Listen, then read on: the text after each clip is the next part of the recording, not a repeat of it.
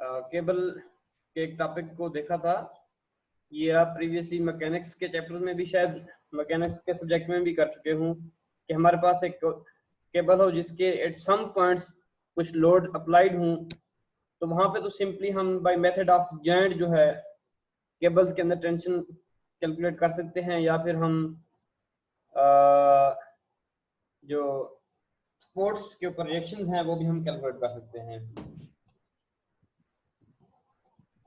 आज हम इसका सेकंड पार्ट देखेंगे कि हमारे पास एक केबल जिसके ऊपर एक यूनिफॉर्मली डिस्ट्रीब्यूटेड लोड हो, ठीक है, जो कि मोस्टली ब्रिजेस के केस में हमारा होता है।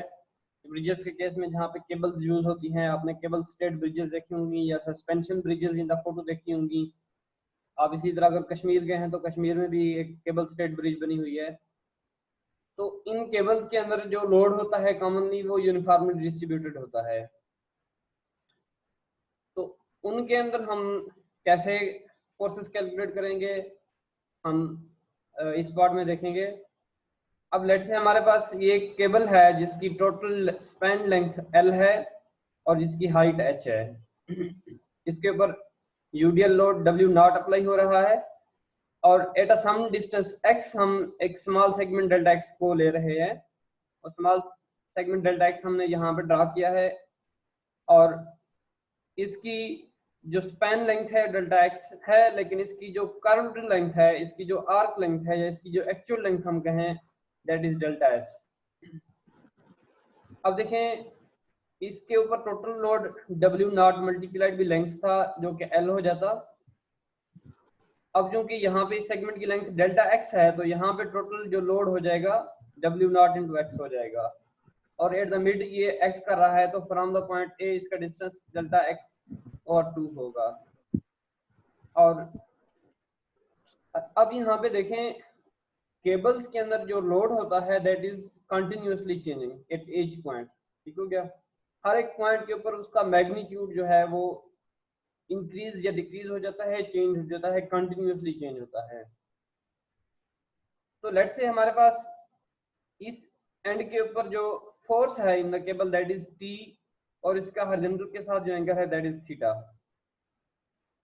और इस एंड के ऊपर क्योंकि ये इसकी डायरेक्शन चेंज हो रही है, एंगल चेंज हो रहा है, तो यहाँ पे जो इसका हॉरिजॉन्टल के साथ एंगल है that is theta plus delta theta, और यहाँ पे जो चेंज इन फोर्स है दैट इज डेल्टा टी। तो टोटल फोर्स यहाँ पे T प्लस डेल्टा टी हो जाएगा। अब हम यहाँ पे समेशन ऑफ फोर्सेस लेंगे इस सेगमेंट के लिए, और हम डेरिवेशन करेंगे कि हम फोर्सेस को कैसे कैलकुलेट करेंगे। तो अगर हम समेशन ऑफ हॉरिजॉन्टल फोर्सेस लें, तो हॉरिजॉन्टल फोर्सेस देखें, इसका एक हॉरिजॉन्टल कंपोनेंट होगा और इस एंड का एक हॉरिजॉन्टल कंपोनेंट होगा। हमारे पास इस एंड के लिए इस फोर्स का horizontal component simply T cos theta होगा, और इस एंड के लिए horizontal component T plus T into cos theta plus theta. ये हमारे पास दो फोर्सेस होंगी।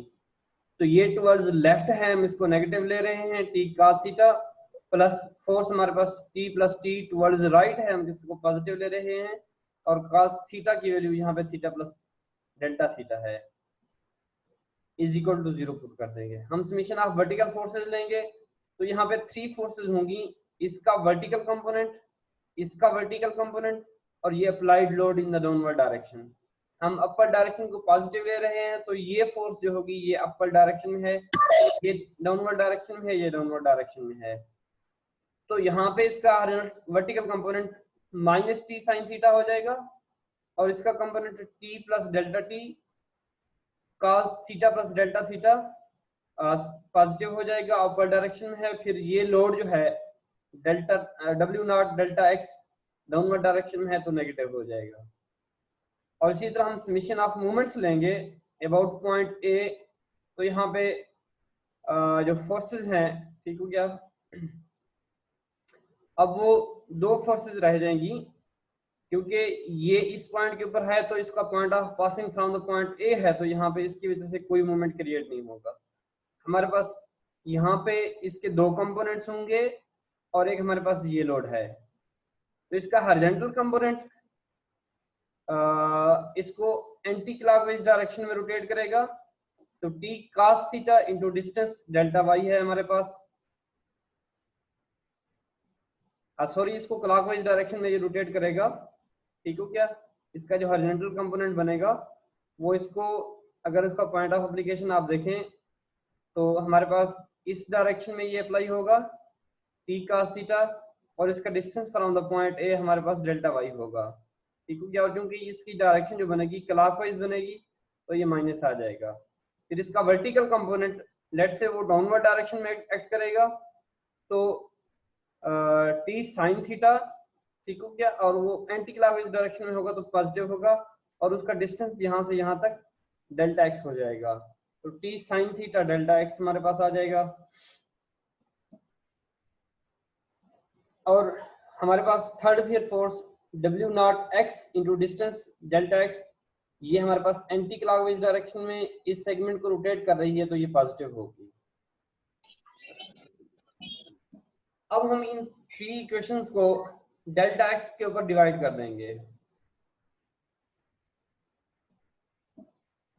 अब हमने फर्स्ट इक्वेशन को डेल्टा एक्स के ऊपर डिवाइड किया है, तो minus T cos theta over delta x plus T plus delta T over delta x cos theta plus delta theta. अब यहाँ पे देखें, क्योंकि हमने एक स्मॉल सेगमेंट लिया है दैट इज डेल्टा एक्स, तो इस केस में फिर डेल्टा वाई की जो वैल्यू है वो भी जीरो, नियरली जीरो होगी, डेल्टा थीटा भी नियरली जीरो होगा, और डेल्टा टी जो होगा ये भी जीरो होगा। चेंज इन एलिवेशन ये भी नियरली जीरो बनेगा, ठीक हो क्या। चेंज इन थीटा, क्योंकि ये भी स्मॉल सेगमेंट है तो चेंज इन थीटा भी नियरली स्मॉल होगा, और डेल्टा टी भी स्मॉल होगा। तो हमारे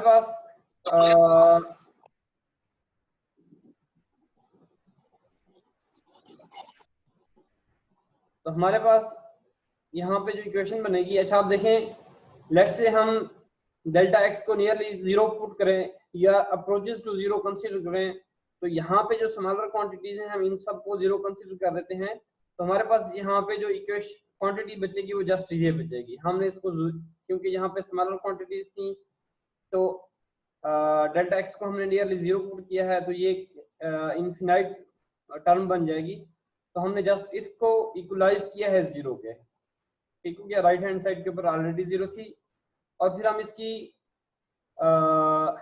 इसका डेरिवेटिव ले लेंगे, तो हमारे पास डेल्टा एक्स है, तो हमारे पास इसका जो डेरिवेटिव बनेगा D over D x D cos theta बन जाएगा, ठीक हो क्या। हम नेगेटिव साइन को भी इक्वेशन की दूसरी साइड के ऊपर लेके गए हैं। अब इसी तरह हमारे पास जो सेकेंड इक्वेशन है, इसके ऊपर भी हमने डेल्टा एक्स को डिवाइड किया है, तो सेकेंड इक्वेशन में माइनस टी साइन थीटा और delta x minus W naught delta x और delta x plus T plus delta T sine theta plus delta theta. अब यहाँ पे डेल्टा एक्स के साथ कैंसिल हो जाएगा, और यहाँ पे हम एक्स को नियरली जीरो पुट कर रहे हैं, तो ये टर्म हमारी टर्मिनेट हो जाएगी। तो हमारे पास, हम इसको फिर डेरिवेटिव लेंगे, तो हमारे पास ये टर्म सिंप्लीफाई होके डी और D x T sine theta, और इसको हम इक्वेशन की राइट साइड के ऊपर लेके जाएंगे तो डब्ल्यू नॉट हो जाएगा। इसी तरह थर्ड टर्म के ऊपर हम डब्ल्यू एक्स को डिवाइड करेंगे, इसके ऊपर हम डब्ल्यू एक्स को डिवाइड करेंगे और इसको सिंप्लीफाई करेंगे, तो हमारे पास यहाँ पे ये दो टर्म्स बचेगी, तो हमारे पास डी और डी एक्स यहाँ पे ये बचेगा, और टी साइन थीटा हमारे पास, फिर हम टी cos थीटा को इक्वेशन की दूसरी साइड के ऊपर लेके जाएंगे, तो हमारे पास इस टर्म को जब हम सिंप्लीफाई करेंगे, तो ये हमारे पास डी और D x T sine theta और टी cos थीटा, ये हमारे पास टी से कैंसिल हो जाएगा, हमारे पास tan थीटा आ जाएगा। अब यहाँ पे देखें, अगर हम इक्वेशन 1 को इंटीग्रेट करें, ठीक हो गया, और कहाँ पे इंटीग्रेट करें, हम x को जीरो के ऊपर पुट करें, ठीक हो गया, वैल्यू उसके जीरो से l है वैसे, ठीक हो गया, तो x जीरो के ऊपर हमारे पास जो फोर्स बनेगी, ठीक हो गया, वो यहाँ पे चूंकि ये एक हॉरिजॉन्टल सेगमेंट आके बनता है इस पॉइंट के ऊपर, तो यहाँ पे वर्टिकल सेगमेंट जो होगा वो 0 हो जाएगा और हॉरिजॉन्टल फोर्स यहाँ पे एक मौजूद होगी, that will B F horizontal और एफ एच को हम इससे रिप्रेजेंट कर रहे हैं। तो इट मींस दैट कि हम अगर इस इक्वेशन को इंटीग्रेट करें, इस इक्वेशन को हम कंसीडर करें at x is equal to 0, तो इसकी value at x is equal to 0 हमारे पास आ जाएगी t cos theta and that is F H. ठीक हो गया, horizontal force at x vertical force, vertical component 0 होगा। अब इसी तरह हम इक्वेशन 2 को अगर कंसीडर करें, ठीक हो गया, तो इक्वेशन 2 के ऊपर हम इसको इंटीग्रेट करें तो ये हमारे पास W नॉट इंटू एक्स आ जाएगा। ठीक हो गया, हम इसकी इंटीग्रेशन परफॉर्म की है तो हमारे पास t sin theta will be equal to W naught into 1 था, तो इंटीग्रेट हो गया वो 1 हमारे पास x हो जाएगा। तो हमारे पास सेकेंड इक्वेशन की इंटीग्रेशन से हम t sin theta is equal to W naught x आ जाएगा। अब इक्वेशन 4 और इक्वेशन 5 को एक दूसरे के ऊपर डिवाइड करेंगे तो t sin थीटा और t cos theta will be equal to W naught x over F H. अब दोबारा यहाँ पे हमारे पास tan थीटा आ जाएगा, tan theta will be equal to W naught x over F H, और tan थीटा हम यहाँ पे ड्राइव करके आए हैं कि that is equal to d over dx, या ये हमारे पास स्लोप की वैल्यू होती है। ठीक है, कि tan थीटा को हम स्लोप के इक्वल कंसीडर करते हैं और उस स्लोप को हम dy ओवर dx भी कहते हैं। ठीक है, कि हम एक्चुअली किसी चीज का जब डेरिवेटिव ले रहे होते हैं तो वहां पे एक्चुअली हम उसकी स्लोप मेजर कर रहे होते हैं, और स्लोप हम मेजर tan थीटा के जरिए भी कर सकते हैं। अब इस इक्वेशन को हम दोबारा इंटीग्रेट करें तो इक्वेशन की लेफ्ट साइड के ऊपर इंटीग्रेशन से जस्ट हमें y आएगा और यहाँ पे W naught x square over 2 F H आ जाएगा। ठीक हो गया, ये हमारे पास इंटीग्रेशन से जब इसकी इंटीग्रेशन की है तो d ओवर dx की इंटीग्रेशन से y आ गया है और W नॉट x स्क्वायर और 2 एफ एच हमारे पास आ गया है। अब देखें, अगर हम इस इक्वेशन को कंसीडर करें at x is equal to l, ठीक हो गया, इस पॉइंट के ऊपर, तो यहाँ पे जो y की वैल्यू है वो h के इक्वल है, तो y को हम h के इक्वल पुट करेंगे और x की जगह हम l पुट करेंगे, तो हमारे पास h will be equal to W naught h square और 2 एफ एच, या हम एफ एच की वैल्यू अगर निकालना चाहें तो हमारे पास F H will be equal to W naught l square और 2h। अब एफ एच की वैल्यू हम इस इक्वेशन में पुट कर देंगे तो हमारे पास y की वैल्यू आ जाएगी, y will be equal to H X square और l स्क्वायर। ठीक हो गया, अब y क्या है, y हमारे पास अगर देखें, ये हमारे पास इस केबल की जो ये पैराबोलिक शेप है, ठीक हो गया, y इसकी इक्वेशन है। किसी भी पॉइंट के ऊपर हम y की वैल्यू फाइंड करना चाहें तो रेस्पेक्टिव पॉइंट एट x हम उसकी स्लोप वहां पे मेजर कर सकते हैं, y की वैल्यू हम मेजर कर सकते हैं।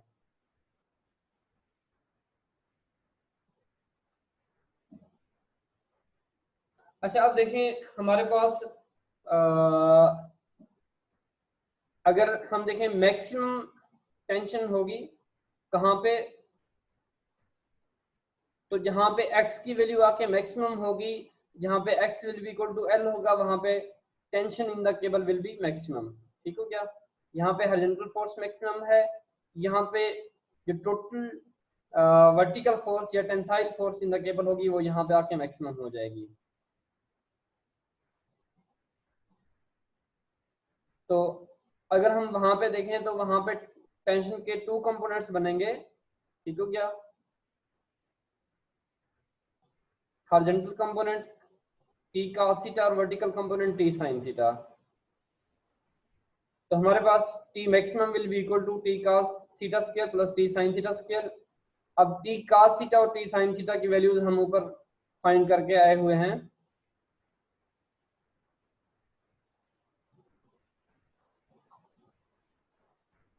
हमारे पास t cos theta is equal to F H और t sin थीटा हमारे पास W नॉट x है।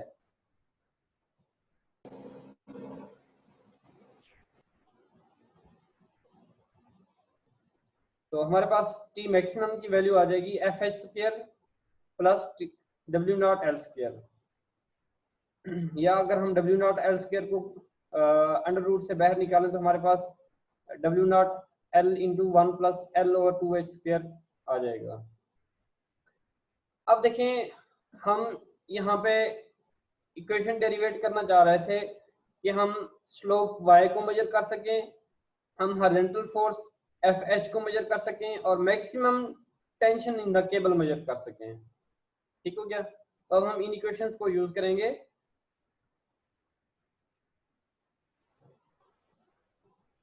हमारे पास एक केबल है, ठीक हो गया, जो एक गर्डर को सपोर्ट कर रही है। आप इसको एक ब्रिज कंसीडर करें। ब्रिज हमारे पास ये है और ये ब्रिज सपोर्टेड है इन केबल्स के जरिए या इन हैंगर्स के जरिए इस केबल से, और ये केबल हमारे पास पॉइंट ए और पॉइंट सी के ऊपर सपोर्ट से कनेक्टेड है। हमारे पास स्पैन लेंथ 100 फीट गिवन है और हमारे पास जो यहाँ पे lowest point of the cable है वो बी है, उसकी पॉइंट ए से और पॉइंट सी से हमें डिस्टेंस गिवन है, हाइट गिवन है। हमने मेजर क्या करना है?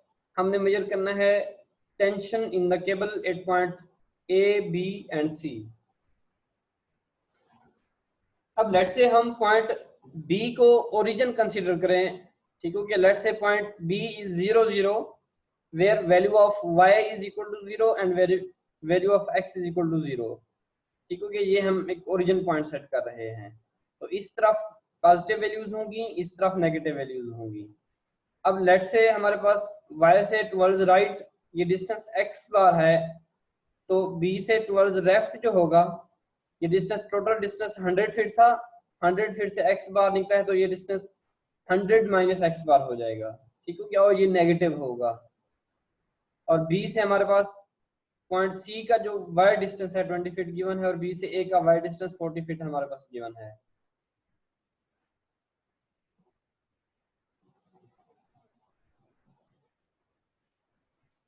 अब देखें पॉइंट बी के ऊपर यहाँ पे इस कर्व की जो स्लोप है, इस केबल की स्लोप आके 0 हो जाती है। ठीक है कि यहाँ पे जो टेंजेंट होगा that will be a horizontal line. तो हमने इसी पॉइंट बी को ओरिजिन सेट कर लिया है। अब parabolic equation for the cable हम ये अभी ड्राइव करके आए हैं, y इज इक्वल टू डब्ल्यू नॉट एक्स स्क्वायर और 2fh। यहाँ पे हमें डब्ल्यू नॉट की वैल्यू गिवन है, ठीक है क्या? Weight on the cable given है 850 पाउंड पर फीट। ठीक हो गया? पर यूनिट फीट हमारे पास इस केबल के ऊपर जो लोड अप्लाई हो रहा है वो हमें यहाँ पे गिवन है, तो हम यहाँ पे पुट कर देंगे and y will be equal to 850 X square और 2fh। ठीक हो गया? इसको हम सिंप्लीफाई करेंगे तो 425 ओवर fh एक्स स्क्वायर आ जाएगा। अब देखें एट पॉइंट बी और पॉइंट ए हम y की वैल्यू अगर फाइंड करना चाहें, ठीक हो गया? तो पॉइंट बी के ऊपर y की वैल्यू 20 फीट है, पॉइंट ए के ऊपर y की वैल्यू 40 फीट है। हम इस इक्वेशन में पुट करेंगे तो पॉइंट सी के ऊपर y is 20 feet and x is equal to x bar. इस इक्वेशन में हम पुट करेंगे और इसको सिंप्लीफाई करेंगे तो हमारे पास FH will be equal to 21.25 x bar square. और पॉइंट ए के ऊपर y 40 फीट है, x की वैल्यू -100 माइनस x बार है। हम इस इक्वेशन में पुट करेंगे तो 40 will be equal to 425 FH over -100 minus x bar square. हम इसको सिंप्लीफाई करेंगे और FH की वैल्यू हम यहाँ पे पुट करेंगे। हम ऊपर FH की वैल्यू फाइंड करके आए हुए हैं, वो हम यहाँ पे आके पुट कर देंगे और इसको सिंप्लीफाई करेंगे तो हमारे पास यहाँ से x बार की वैल्यू निकल आएगी and x bar is equal to 41.42 feet. ठीक हो गया? पॉइंट बी का पॉइंट सी से जो हॉरिजॉन्टल डिस्टेंस है दैट इज 41.42 फीट। यह हमारे पास x बार की वैल्यू। अब हम यहाँ पे पुट करेंगे तो हमारे पास x बार यहाँ पे पुट करेंगे तो हमारे पास FH की वैल्यू आ जाएगी। Horizontal force in the cable हमारे पास आ जाएगी दैट इज 36,457 पाउंड। इसी तरह हम देखिए हमारे पास tan थीटा हमने ड्राइव किया था, dy और dx w naught over fh हम यहाँ पे एफ एच और डब्ल्यू नॉट की वैल्यूज पुट करेंगे तो हमारे पास tan theta will be equal to 0.0233x आएगा। अब पॉइंट ए के ऊपर अगर हम थीटा की वैल्यू निकालना चाहें तो पॉइंट ए के ऊपर x की वैल्यू हमारे पास 100 माइनस एक्स बार है। हम x बार की वैल्यू यहाँ पे कैलकुलेट कर लेंगे, x बार हमें मेजर्ड है। तो पॉइंट ए के ऊपर हमारे पास x की वैल्यू -58.58 होगी, या पॉइंट बी का पॉइंट ए से जो डिस्टेंस है वो हमने यहाँ पे कैलकुलेट किया है। तो tan थीटा या स्लोप एट पॉइंट ए या dy over dx at x is equal to 58.58 हमारे पास, हम इस इक्वेशन में x की वैल्यू यहाँ से पुट कर देंगे। तो tan theta at a will be equal to -1.366 या हम थीटा मेजर कर लेंगे 53.79। अब हम टेंशन इन द केबल हमारे पास F H was equal to T cos theta, ठीक होगी, ये प्रीवियसली हम ड्राइव करके आए थे। यहाँ से T cos theta was equal to F H और T will be equal to F H over cos theta. तो अब एफ एच भी हमने मेजर किया हुआ है, थीटा की वैल्यू भी हमारे पास है। तो tension at point A will be equal to 61,713 pound. इसी तरह हम बी पॉइंट को कंसीडर करेंगे। अब बी पॉइंट के ऊपर क्योंकि वो हॉरिजॉन्टल पॉइंट है उसके ऊपर एंगल की वैल्यू 0 है, ठीक हो गया, वहां पे टेंजेंट जो है वो हॉरिजॉन्टल है। तो हमारे पास उसकी जो इक्वेशन बनेगी that will be tan theta is equal to 0 और 0 is equal to w naught x over F H. तो हमारे पास थीटा की वैल्यू अगर हम डायरेक्टली पुट कर दें 0 तो T B will be equal to F H over cos theta या cos 0 1 के इक्वल होगा। हमारे पास T B will be equal to 36,450 pound. और सी पॉइंट के ऊपर x की वैल्यू 41.42 फीट है, वो हम इस इक्वेशन में पुट करेंगे तो थीटा सी की वैल्यू हमारे पास आ जाएगी और T C will be equal to F H over cos theta C. तो हमारे पास that will be equal to T C हम यहाँ पे फाइंड कर लेंगे 50,681 pound. Clear? Yes sir. Yes sir. Yes sir. Yes sir. Yes sir. ऐसे yes sir कर रहे हो या कुछ समझ भी आई है?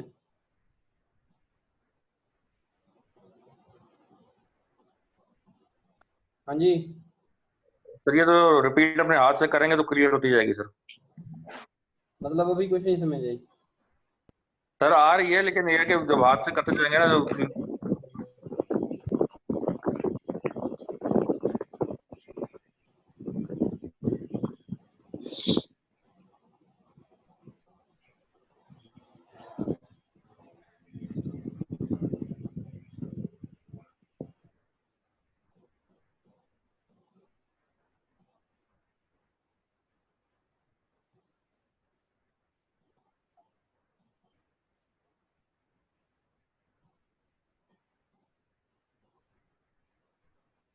अच्छा, नेक्स्ट हमारा टॉपिक यहाँ पे आर्चेस का है। तो आर्चेस की यहाँ पे डेफिनेशन ये थ्योरी में लिखी होगी, पढ़ लेना। Arches can be used to reduce the bending moments in long span structures. Arches एक ऐसा स्ट्रक्चर है जो हमारे पास लोड को सपोर्ट करती है in the form of compression, ठीक हो गया। एक आर्च हमारे पास पैराबोलिक स्ट्रक्चर है जो लोड सपोर्ट करता है और उसके अपने अंदर जो फोर्सेस जनरेट होती हैं वो हमारे कंप्रेसिव फॉर्म में जनरेट होती हैं, ठीक हो गया। ये प्रीवियसली हम चैप्टर 1 में भी इसकी डेफिनेशन पढ़ चुके हैं। तो अगर हम देखें आर्च की definition, arch has a parabolic shape and it is subjected to uniform horizontally distributed vertical load. Then from the analysis of cable it is follows that only compressive forces will be resisted by the arch, ठीक हो गया। और cables और arches में difference भी यही है, cables के अंदर टेंसाइल फोर्सेस होती हैं और आर्चेस के अंदर आर्चेस उसके इनवर्स हैं और यहाँ पे कंप्रेसिव फोर्सेस होती हैं। तो ये हमारे पास डिफरेंट आर्चेस हैं और 2 हिंज्ड आर्च है जो 2 पॉइंट्स के ऊपर सपोर्टेड होती है। 3 हिंज्ड आर्च है जहाँ पे दरमियान में इंटरनल हिंज होती है। हमारा कंसर्न यहाँ पे 3 हिंज आर्च के साथ है। अब लेट से हमारे पास एक 3 हिंज आर्च है, हम इसको एनालाइज करें तो पॉइंट सी के ऊपर भी हिंज सपोर्ट की वजह से दो रिएक्शन जनरेट होंगे, ठीक हो गया। पॉइंट ए और पॉइंट बी के ऊपर हिंज सपोर्ट है, तो जस्ट लाइक पॉइंट सी के ऊपर भी 2 रिएक्शन प्रोड्यूस होंगे। अब हमारे पास आर्चेस के लिए ये एक प्रॉब्लम है, हमें एक 3 hinged open spindle arch bridge given है, ठीक हो गया। और if this arch were to support a uniform load and have the dimension given below, तो वो कहता है कि show that arch is subjected only to compression at any intermediate point such as point D. Assume the load is uniformly distributed to the arch ribs, ठीक हो गया। वो हमें ये कह रहा है कि यहाँ पे आप शो करो कि किसी भी एक पॉइंट के ऊपर, फॉर एग्जांपल पॉइंट डी को उसने कंसीडर करने को कहा है, अगर अब वहां पे हम इंटरनल फोर्सेस कैलकुलेट करें तो यहाँ पे जस्ट कंप्रेसिव फोर्सेस होंगी, ठीक हो गया। लेकिन हम यहाँ पे पॉइंट ए और सी को भी अगर यहाँ पे रिएक्शंस को कैलकुलेट करना चाहें कि पॉइंट ए और पॉइंट सी के ऊपर रिएक्शंस की वैल्यू क्या है, तो इनको भी हम कैलकुलेट कर सकते हैं। हमारे पास इसकी जो कर्व की स्लोप है, ठीक हो गया, उसने यहाँ पे खुद दे दी है, उसने लोड हमें खुद दे दिया है। और स्पैन हमारे पास यहाँ पे टोटल 100 फीट है, और पॉइंट डी से पॉइंट बी का स्पैन जो है 20 फीट, ये उसकी हाइट 20 फीट ये उसने हमें गिवन है। अब देखिए यहाँ पे हम अगर एक्सटर्नली समीशन ऑफ मोमेंट्स लें एट पॉइंट ए, तो यहाँ पे सी एक्स पॉइंट ए से पास हो रहा है, इसके लिए कोई मोमेंट जनरेटिंग होगा। तो यहाँ पे 2 फोर्सेस होंगी 50 के की, जिसको यूनिफॉर्म लोड था, हमने इसको पॉइंट लोड में कन्वर्ट कर दिया है, और सी वाई इंटू डिस्टेंस, ठीक हो गया। 50 इंटू डिस्टेंस 50 है, ये क्लॉकवाइज में है, नेगेटिव होगा। C Y into distance 100 feet anticlockwise में है, पॉजिटिव होगा। तो यहाँ पे हमारे पास सी वाई की वैल्यू आ जाएगी 20 फीट 25 के, ठीक हो गया। इस तरह हम summation of moments at point B consider करेंगे। हमने यहाँ पे सेक्शन को कट किया है, तो हम summation of moments at point B consider करेंगे यहाँ से। तो बी एक्स, बी वाई और सी एक्स, यहाँ पे ये 3 हमारे पास अननोन है। सी वाई की वैल्यू हमने फाइंड की हुई है। जब summation of moments about point B consider करेंगे, तो यहाँ पे हमारे पास 3 फोर्सेज होंगी 25 के की अप्लाइड फोर्स। हमने चूंकि अब हाफ सेगमेंट कंसीडर किया हुआ है, टोटल फोर्स 50 के की थी, ठीक हो गया। ये टोटल इसके ऊपर डिस्ट्रीब्यूटेड थी। जब पॉइंट बी से पॉइंट सी इसका हम हाफ ले रहे हैं, तो लोड भी हाफ हो जाएगा, 50 के का हो जाएगा। तो टोटल फोर्स हमारी यहाँ पे 25 के अप्लाइड है, तो 25 इंटू डिस्टेंस यहाँ पे हमारे पास 25 फीट होगा, और सी वाई इंटू डिस्टेंस 50 फीट होगा, और सी एक्स इंटू डिस्टेंस 25 फीट होगा। अब 25 के की फोर्स इसको क्लॉकवाइज डायरेक्शन में रोटेट करेगी, नेगेटिव वैल्यू होगी। सी वाई इसको पॉजिटिव डायरेक्शन में रोटेट करेगी, पॉजिटिव वैल्यू होगी। सी एक्स इसको क्लॉकवाइज में रोटेट करेगी, तो नेगेटिव होगी। तो सी वाई की वैल्यू यहाँ पे 20 के उसने पुट कर दी है इंटू डिस्टेंस 50, सी एक्स इंटू डिस्टेंस 25, और 25 के अप्लाइड इंटू डिस्टेंस 25। तो यहाँ से हमारे पास सी एक्स की वैल्यू आ जाएगी। अब यहाँ पे हम समीशन ऑफ हॉरिजॉन्टल फोर्सेस करेंगे। तो हॉरिजॉन्टल फोर्सेस जस्ट यहाँ पे 2 हैं, बी एक्स और सी एक्स, दोनों इक्वल और अपोजिट होंगी। अब सी एक्स टुवर्ड्स लेफ्ट है, तो बी एक्स टुवर्ड्स राइट होगी, और वैल्यू 25 फीट होगी। इसी तरह हम समीशन ऑफ वर्टिकल फोर्सेस करेंगे। तो टोटल वर्टिकल फोर्सेस यहाँ पे 3 है, 25 के की, सी वाई और बी वाई, ठीक हो गया। अब क्योंकि सी वाई की वैल्यू 25 है और ऊपर से अप्लाइड लोड 25 के है, तो यहाँ पे बी वाई की वैल्यू जो होगी वो 0 आ जाएगी, ठीक हो गया।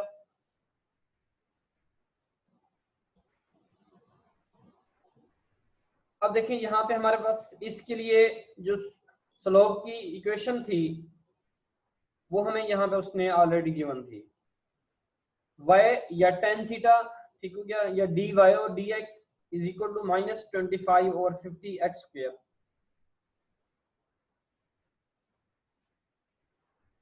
अब देखें, अगर हम पॉइंट डी जो था,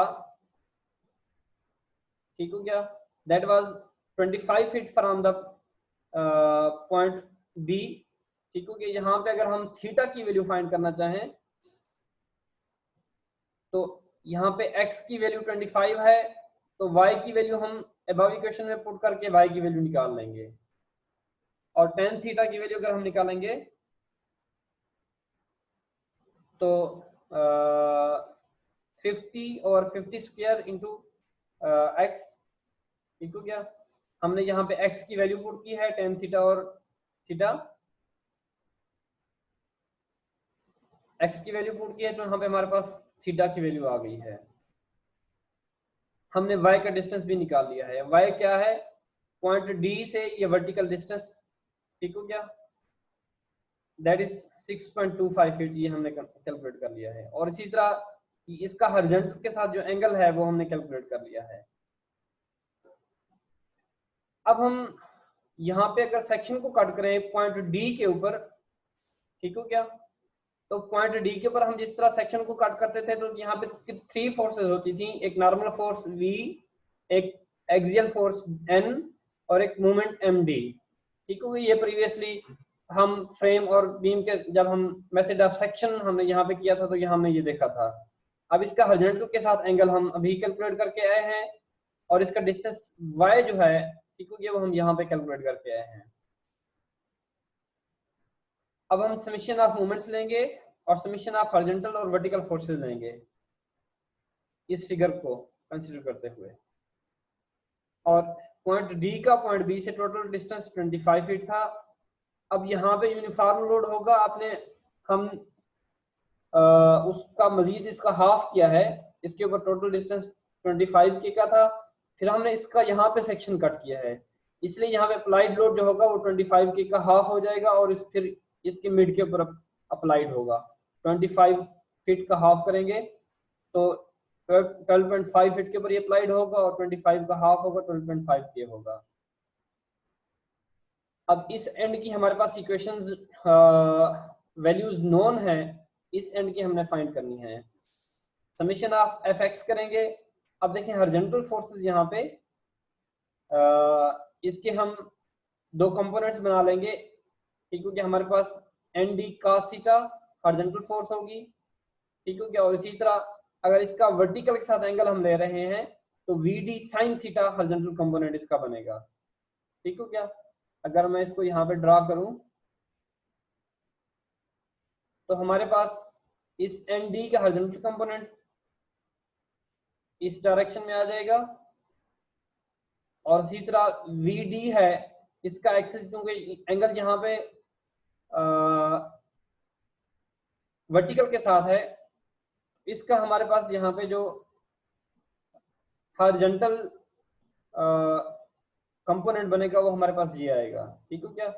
ये हमारे पास कंपोनेंट nd का है और ये हमारे पास कंपोनेंट vd का है।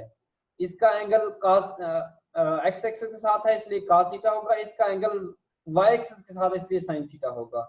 तो 25 के टुवर्ड्स राइट है और ये दोनों टुवर्ड्स लेफ्ट हैं, तो 25 minus nd cos theta, theta की वैल्यू 26.6 है, और vd sin थीटा, तो साइन हमारे पास 26.6 आ जाएगा।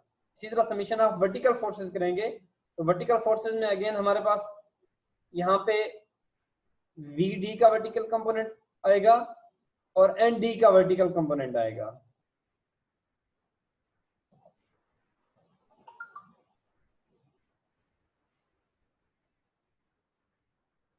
तो nd का vertical component nd sin theta होगा, vd का vertical component vd cos theta होगा, और यहाँ पे 25 के की अप्लाइड वर्टिकल फोर्स है, ये डाउनवर्ड में है और vd डाउनवर्ड है, nd अपवर्ड है, तो nd पॉजिटिव होगी, 25.5 नेगेटिव होगा, vd नेगेटिव होगा, माइनस 25.5 के plus nd sin theta minus vd cos theta, ठीक हो गया, एंगल हमारे पास वर्टिकल के साथ था।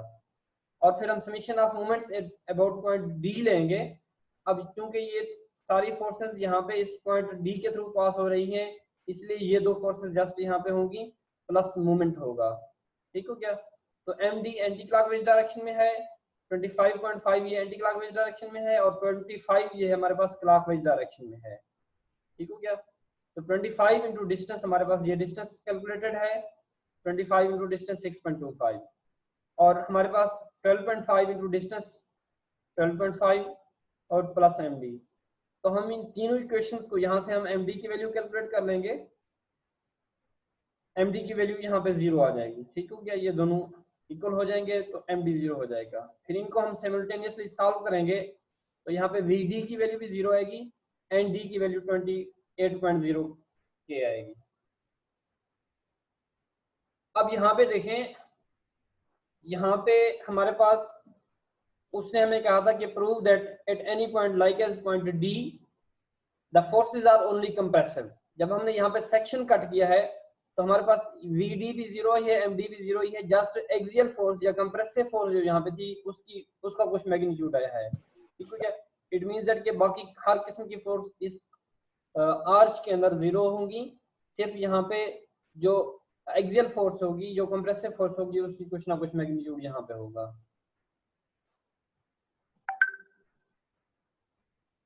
अब देखिए यहाँ पे हमने इस आर्च को सॉल्व कर लिया है, हमने ax और ay की वैल्यू, cx और cy की वैल्यूज, bx और by की वैल्यूज फाइंड की हैं। फिर उसने पॉइंट d के ऊपर हमें वैल्यू फाइंड करने को कहा था तो वो भी हमने फाइंड कर ली है। तो ये सिंपल, जिस तरह हम बीम्स को सॉल्व करते हैं, आर्च को सॉल्व करने का भी बिल्कुल यही तरीका है।